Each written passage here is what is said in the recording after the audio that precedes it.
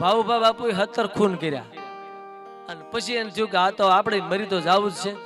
એટલે એને એમ થયું કે હવે ભક્તિ તરફ વળી જવું છે પછી આમાં તો ઈંડામાંથી બચ્ચું થઈ જાય ગમે ત્યારે જીવન પરિવર્તન થઈ જાય એટલે ગંગાના કાંઠે જઈ અને જોગ કર્યો ગંગાના કાંઠે તપ ચાલુ કર્યો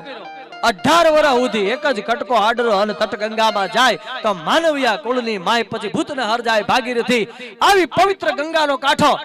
ઉપરથી પંખી ઉડતા અને એનો પડછાયો પાણીમાં જાય તો ઈ પંખી પાવન થાય પછી ભૂતને હર જાય ભાગીરથી આ ગંગાના કાંઠે 18 વર્ષ તપ કર્યું ઈ જટા વધી ગઈ ભાષા બદલી ગઈ અને દાઢી મૂછને એ બાપુ ઓળખાય નહીં એવા થઈ ગયા પછી એને વિચાર આવ્યો કે હવે પાછો એક વખત વતન તરફ જાઓ આપણે તે કહેવત છે કે હાંઢિયો મરે ને તો મારવાડ સામું જોવે એટલે એમ થયું કે હવે પાછો વતનમાં જાઓ એટલે વતન તરફ પાછા આવ્યા ગામ કોઈ ઓળખ્યું નહીં બાપુને કારણ કે ભાષા બદલી ગઈ ચહેરો બદલી ગયો 18 વર્ષ થઈ ગયા આજુબાજુના પરગણાના કોઈ ઓળખ્યા નહીં અને બાપુએ હનુમાનનું એક મંદિર હતું ત્યાં થડો જમાવ્યો અને મીંડા ભજન કરવાનું બધાને આવવા મીંડા ઉત્સવ મીંડા ઉજવવાને એ જમાવટ થઈ ગઈ ચોરને એમ થઈ ગયું બાપુ પાસે માલ બની ગયો છે એટલે 4 ચોર છે નક્કી કરીને આવ્યા આજ બાપુનો ખોબો ઉપાડ લેવો છે અડધી રાતનો બજર ભાંગ્યો અને 4 ચોર આવ્યો બાપુ તો રામસાગર લઈને બેઠા હતા तो ही नाम तारण सबे काज तारण धरा उनका धारण निवारण करेगा नथा दांत वाको दिया दूध माँ को खबर है खुदा को सबर जो धरेगा तेरा धुंड सीना मिटे दिल का हीना जिन्हें पेट दिना सो आप भरेगा मुरादे कायम मकद्दर के अंदर जिन्हें टाक मारा ने टारा टरेगा आम तू ही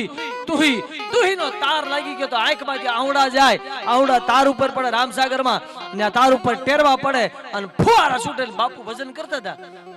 एमा चोर आव्या जय बाबा वही आपी दे के पण हूं होय मारी पा भजन છે હું ભજન વાળી થામા ઓય આપી દે ને કે બીજી થાય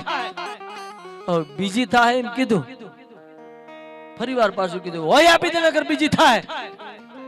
બાપુને એમ થયું બીજી ત્રીજી ચોથી કરીને તો અહીં બેઠો છે પણ હવે આ ભજન કરવા દે થારું જો ઘણીવાર સમાજે ભજન કરવા નથી દેતો આપણને કે આપી દે ઓય ને કે બીજી થાય આન બાપુને પ્રકૃતિનો મરડ બદલાણો એ રામસાગર માંથી વહાડો નોખો કર્યો અને 4 ચોર હતા એમાં 2-3 ઉપાડ્યા 3 ભાગી ગયા અને એક ઝપટે સડી ગયો વાહામાં આવ્યો ફળીંગ દઈને માર્યો એ ભાગતા ભાગતા ચોર એટલું બોલ્યો કે તમે ભાવુભા બાપુ કે નહીં આને એમ થઈ ગયું મારું ગામ નો ઓળખી ગયું આખું પરંગણા નો ઓળખ્યું ને ધોળા દિયે નો ઓળખ્યો ને અંધારામાં કેમ ઓળખી ગયો કે ઉભો રે તારું કામ છે ને બાપુ કે નો મારું હવે મારું નહીં તું ઉભો રે કામ છે એ ઉભો રાખ્યો ધ્રુત તો બાપુ પૂછ્યું તો મને કેમ ઓળખી ગયો